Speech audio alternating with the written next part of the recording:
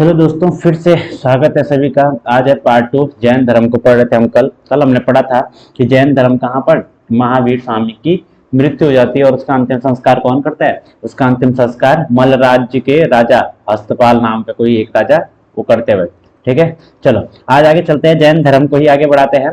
कल हमने यहाँ पर छोड़ा था। आज देखो देखो भाई, जब जैन धर्म के गुरु 24वें तीर्थंकर महावीर स्वामी को ज्ञान प्राप्त हो गया था, तो उन्होंने क्या किया था, अपने ज्ञान प्रचार के लिए एक संघ बनाया था। क्या किया था? संघ बनाया था। संघ मतलब ग्रुप बनाया था। और ऐसे कहा जाता है इसमें 11 लोग थे। कितने लोग थे? 11 लोग थे भाई। एक संघ बनाया और उसमें 11 लोग थे। ठीक है, उसमें कितने लोग थे? 11 लोग थे। चलो आगे चलते हैं।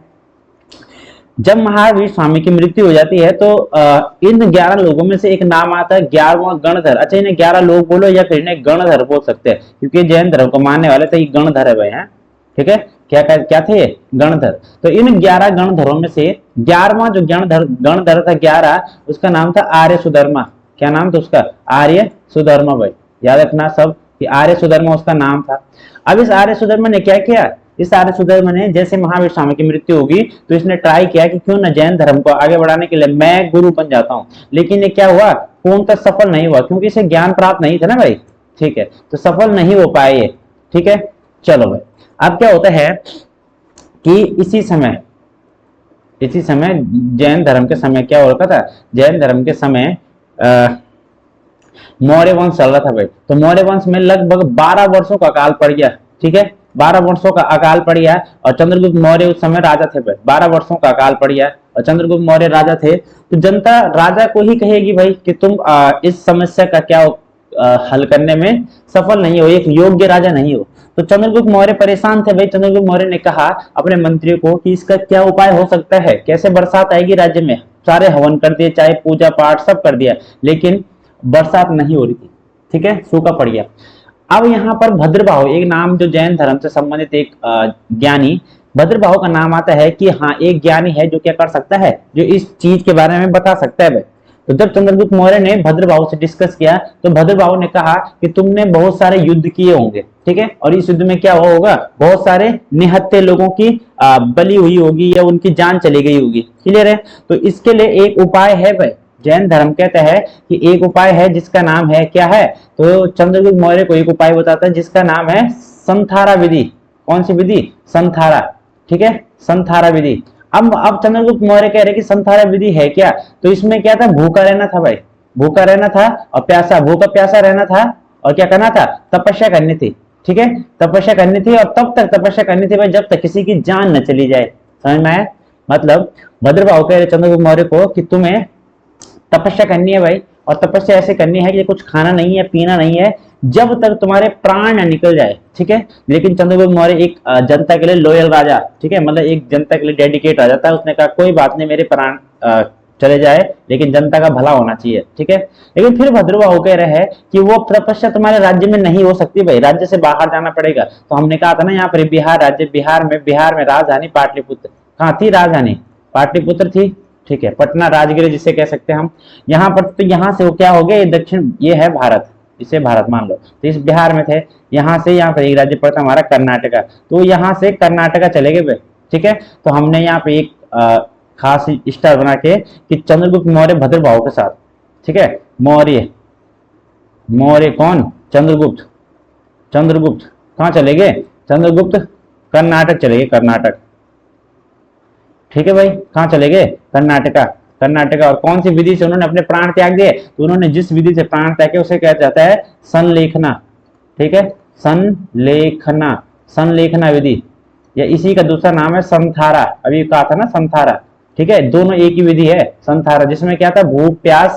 भूखा प्यासा रहकर अपने प्राण गंवाना।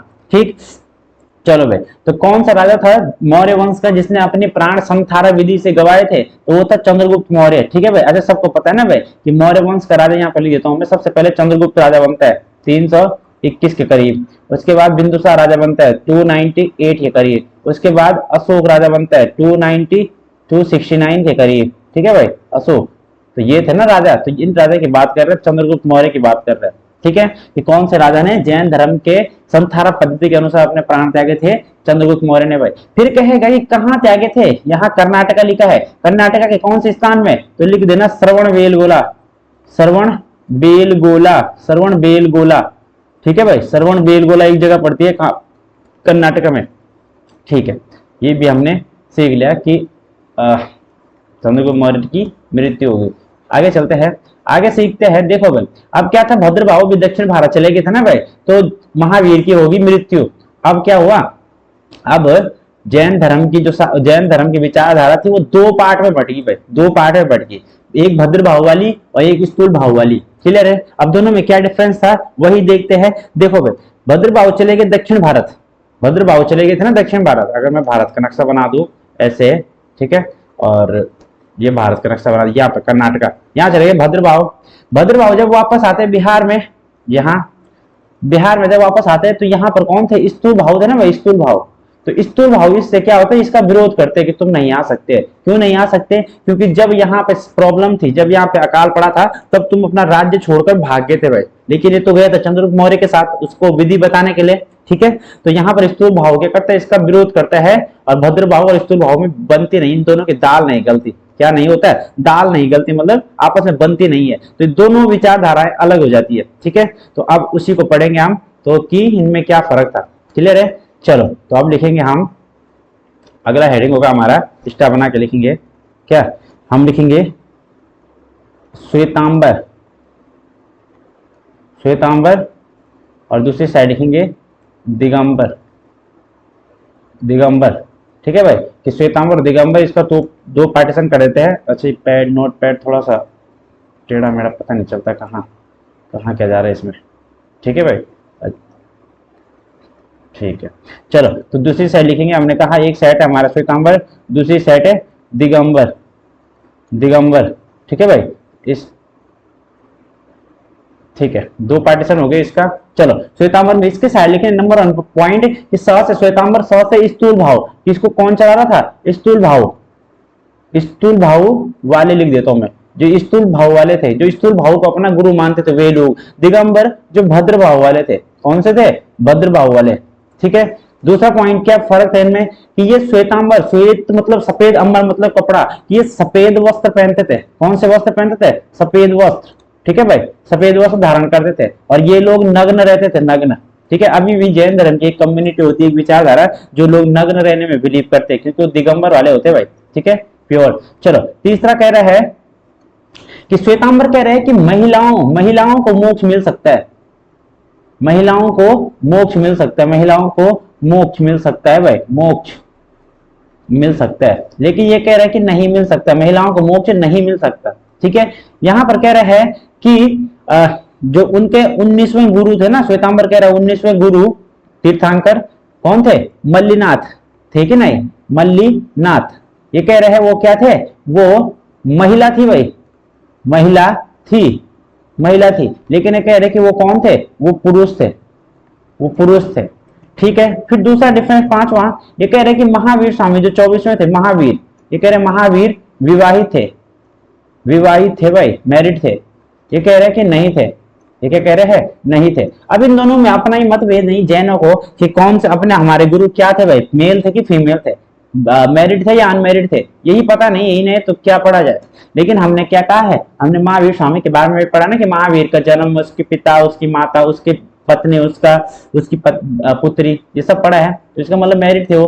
तो साफ सी बात है, श्वेतांबर महिलाओं को प्रमोट कर रहे थे, महिलाओं के फेवर में थे, और ये लोग महिलाओं के विरोध में थे। क्लियर है? चलो भाई, अभी हमने इसमें अंतर भी देख लिया।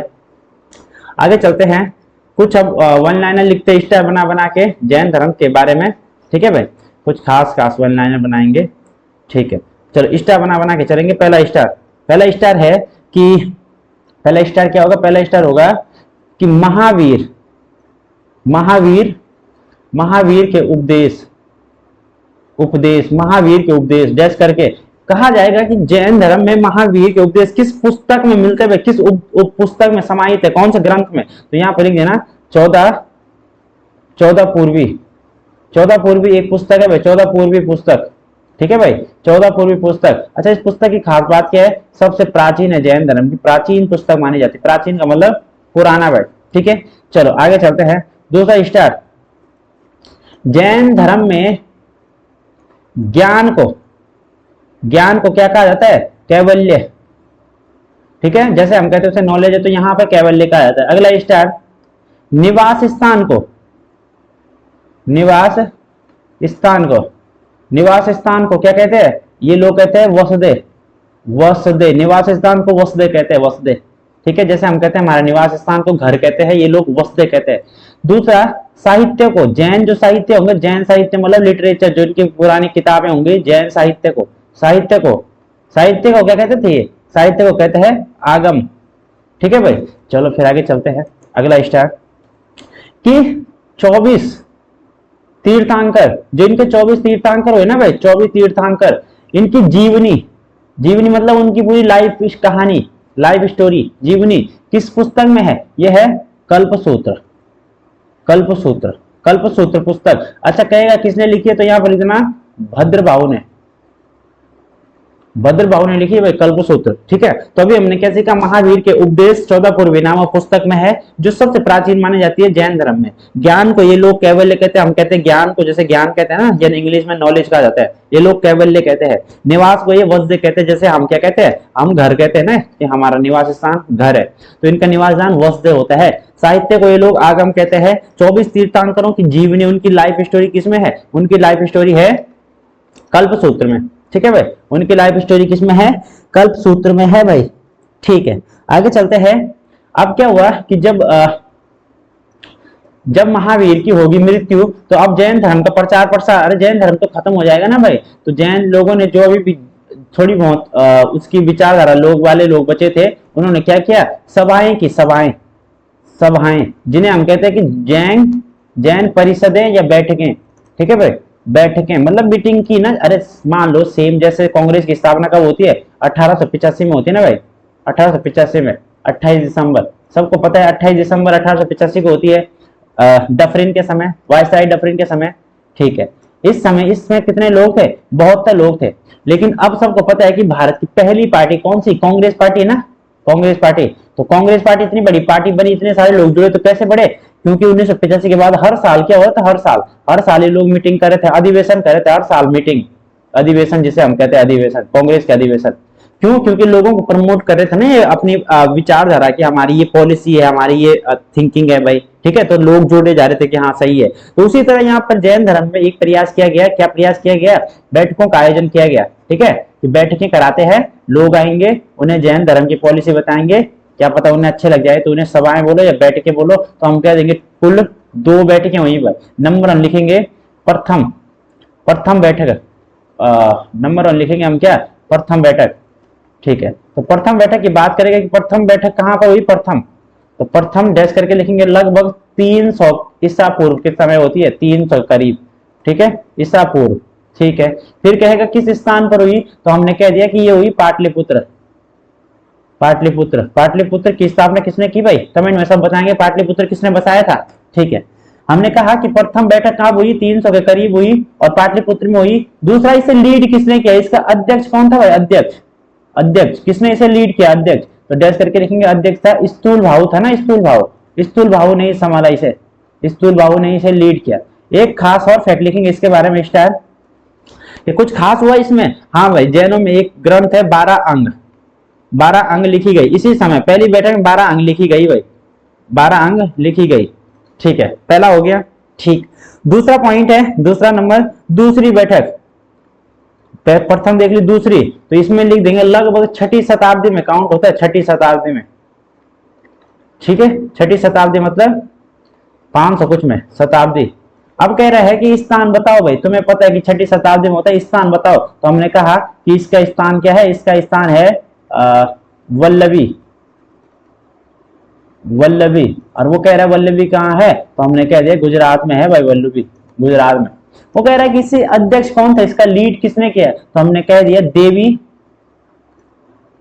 क्षमा श्रवण, देवी क्षमा श्रवण है भाई इसका अध्यक्ष। फिर कह रहे हैं कि इसमें खास बात क्या है? तो इसमें भी कुछ खास बात हुई। तो इसमें 12 उपांग, इसमें पहले वाले में 12 अंग है, इसमें 12 उपांग लिखी गई, ये भी पुस्तक है, ठीक है, लिखी गई, ठीक है। चलो ये भी हो गया। और हम इसमें कह सकते हैं एक स्टार और बनाएंगे कि जैन धर्म में एक उनका ग्रंथ जिसका नाम क्या है, भगवती सूत्र, ठीक है भाई, लिखेंगे जैन धर्म में एक ग्रंथ है, कौन सा ग्रंथ, भगवती सूत्र। अगला स्टार, भगवती सूत्र, कौन सा, भगवती सूत्र। इससे क्या खास बात है, देखो भाई हमने कहा था वैदिक काल में कि पहले सबसे बड़ी इकाई जन होती थी, जन का जब रूप बड़ा, जब यहाँ डेवलप हुआ तो वो जनपद हो गया, जनपद का जब डेवलप हुआ तो महाजनपद हो गया। तो हमने कहा कि भगवती सूत्र के अनुसार भारत में ऐसा पता चलता है कि 16 महाजनपद हुए। सबको पता है ना भारत के इतिहास में 16 महाजनपद हुए भाई। तो ये कहां से पता चला हमें, जैन धर्म के भगवती सूत्र से। और दूसरा, अगर बौद्ध धर्म की बात करेगा तो बौद्ध धर्म में अंगुत्तर निकाय से, अंगुत्तर निकाय, ठीक है। चलो तो इसे आगे पढ़ेंगे बौद्ध धर्म में, लेकिन याद रखना अंगुत्तर निकाय से भी 16 महाजनपदों की जानकारी मिलती है और भगवती सूत्र से भी 16 महाजनपदों की जानकारी मिलती है भाई, ठीक है। अच्छा थोड़ा सा यहाँ पर जब हमने जैन धर्म को लगभग सारा पढ़ ही लिया है तो थोड़ा सा देख लेते हैं, मैं उसके कुछ गुरु बता देता हूँ आप सबको, कुछ खास गुरु, ठीक है, जो हमें काम आएंगे भाई, ठीक। सबसे पहले हमने कहा था कि टॉप 3 याद रखना है, टॉप 3 याद रखने ना। नंबर 1 हमने कहा था ऋषभ देव है, ऋषभ देव है, सबको पता है ऋषभ देव। ऋषभ देव का प्रतीक चिन्ह क्या है, ऋषभ देव का प्रतीक चिन्ह है सांड, या इसी को बैल बोल सकते हैं, यही पढ़ा था हमने। नंबर 2 हमने कहा था अजीतनाथ, जिससे कोई जीत नहीं सका, अजीतनाथ। अजीतनाथ का क्या हो सकता है, जिससे कोई जीत नहीं सका, कौन है, हाथी होगा ना भाई, हाथी से कौन जीत सकता है ताकत में, ठीक है। तीसरा है संभवनाथ, संभवनाथ। अच्छा संभवनाथ के बारे में क्या है भाई, संभवनाथ का है घोड़ा, घोड़े के कल पर्यायवाची लिखाए होंगे, ठीक है। अच्छा हाथी के पर्यायवाची भी लिख दो, जब हाथी आ ही रहा है तो हाथी के लिख दो। हाथी का होता है कुंभी, क्या होता है, कुंभी। हाथी का होता है हस्ती, हस्ती। हाथी का होता है गज, हाथी का होता है कुंजर। हाथी का होता है मतंग, मतंग। हाथी का होता है सिंदूर, सिंदूर। तो ये सारे हाथी के पर्यायवाची होते हैं, सिनोनिम्स, ठीक है। चलो तो टॉप 3 हमने पढ़ लिया, ऋषभ देव है, अजीतनाथ है, संभवनाथ है। अब एक गुरु 19वां गुरु, कौन सा गुरु 19वां, जिस पर अभी लड़ रहे थे ना दोनों की, क्या है, मल्लिनाथ, जिसमें लड़ रहे थे कि मेल है फीमेल है। इसका क्या था, इसका था कलश, कलश। कलश के पर्यायवाची बता देते हैं, चलो कलश क्या होता है, घड़ा, घड़ा। कलश का होता है घट, कलश का होता है कुंभ, कुंभ। और कलश का क्या हो सकता है, कलश का कुछ भी जो अपने अपने बोली में जो जो कहा जाता है, ठीक है। कुंभ और घट याद रखना पे। 19वां गुरु मल्लिनाथ। अब 21 से लेकर 24 तक याद रखना। 21वें का नाम है 21वें का नाम क्या है, 21 का नाम है नेमी, अरिष्टनेमी नहीं, 21वें का नाम है नेमी करके, ठीक है। अच्छा 21वें का नाम क्या है भाई, 21वें का नाम है नेमिनाथ, ठीक है, नेमिनाथ 21वें का नाम, नेमिनाथ, नेमिनाथ, ठीक। नेमिनाथ है क्या है, तो नेमिनाथ का प्रतीक चिन्ह है नील कमल, नील कमल। 22वें को याद रखना, 22वें का, 22वें का नाम है अरिष्टनेमी, ठीक है। और अरिष्टनेमी का क्या है, संत। 22वें गुरु का नाम क्या है, अरिष्टनेमी, अरिष्टनेमी, अरिष्टनेमी। और इसका क्या है, इसका शंख है भाई, इसका प्रतीक चिन्ह क्या है, शंख है, ठीक है। चलो आगे चलते 23वें और 24वें। 23वें गुरु हमारे कौन, पार्श्वनाथ, पार्श्वनाथ। और पार्श्वनाथ का प्रतीक चिन्ह क्या है, इसका है सर्प का फन, सर्प का फन, अरे सांप का फन, मतलब सर्प का फन, मुंह की बात कर रहा सर्प के फन की। और 24वें गुरु लास्ट महावीर स्वामी, महावीर। महावीर का प्रतीक चिन्ह क्या है, महावीर के प्रतीक चिन्ह है सिंह, शेर की बात कर रहे हैं, महावीर स्वामी शेर की तरह थे। तो याद रह जाएगा हमारे टॉप 3, 19वें मल्लिनाथ, 21वें नेमिनाथ, 22वें अरिष्टनेमी, 23वें पार्श्वनाथ और 24वें महावीर स्वामी, ठीक है भाई। उम्मीद है सबको समझ में आ रहा होगा क्या लिखाया जा रहा है। अच्छा दूसरा स्टार, एक थोड़ा सा, जब जैन धर्म को आप देखो, एक स्टार बताता हूं, खास स्टार लिखना कि जैन धर्म की समाप्ति के कारण, जैन हेडिंग होगा जैन धर्म, जैन धर्म की समाप्ति, समाप्ति के कारण, डैश करके। क्या कारण थे कि जैन धर्म ज्यादा समय तक नहीं चल पाया अकॉर्डिंग टू बौद्ध धर्म, मतलब बौद्ध धर्म ज्यादा समय तक चला ना, ज्यादा पॉपुलर है, तो वहां पे हम लिखेंगे नंबर 1 क्या रीजन था। सबसे पहले लिखेंगे कठोर भाषा, कठोर भाषा थी भाई, कठोर भाषा। अरे पहले भाषा भी तो सिंपल होनी चाहिए तभी तो लोगों को समझ में आएगी। कौन सी भाषा थी, प्राकृत, ठीक है भाई, कठोर भाषा थी जो जिसके कारण चला नहीं। दूसरा दूसरा कठोर कठोर नियम, इसके नियम भी बड़े हार्ड थे। कौन सा नियम था, कठोर, ब्रह्मचर्य, ब्रह्मचर्य सबसे हार्ड था ना भाई, ब्रह्मचर्य, कौन रह सकता है ब्रह्मचर्य में। और आगे चलते हैं। तीसरा तीसरा ये था राजाओं का सहयोग न मिलना, राजाओं का, बड़े राजाओं का, बड़ा लिख देना, बड़े बड़े राजाओं का समर्थन समर्थन नहीं, बड़े राजाओं का समर्थन नहीं था भाई, ठीक है, मतलब अच्छे अच्छे राजाओं ने, सिर्फ चंद्रगुप्त मौर्य का नाम आता है और राष्ट्रकूट राजाओं ने इसे समर्थन दिया था, चंदेल शासकों ने समर्थन दिया था, अमोघवर्ण से एक राजा हुआ है इसने सहयोग दिया था, मतलब ये मानता था इसे। चौथा पॉइंट है कि महिलाओं